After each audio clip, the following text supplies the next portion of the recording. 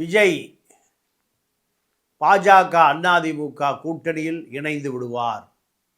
23ஆம் தேதி மோடி அவர்கள் மதுராந்தகத்தில் பிரம்மாண்ட பொதுக்கூட்டம்.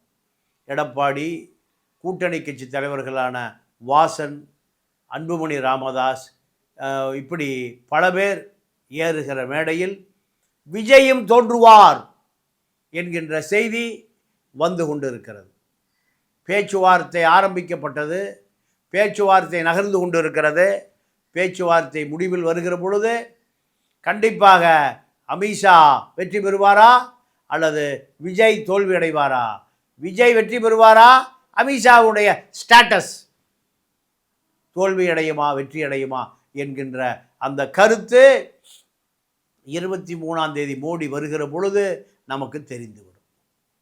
மோடி சென்னை பயணம் திட்டமிட்ட பயணம்.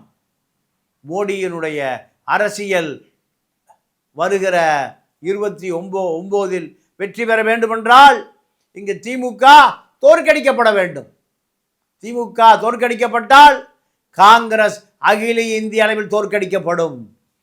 காரணம், தமிழ்நாட்டில்தான் காங்கிரஸ் துளிர் விட்டு கொண்டு இருக்கிறது. காங்கிரஸுக்கான 40 நாடாளுமன்ற உறுப்பினர்கள் இங்கிருந்து தான் இந்தியா கூட்டணியை தாங்கி பிடித்து கொண்டிருக்கிறார்கள்.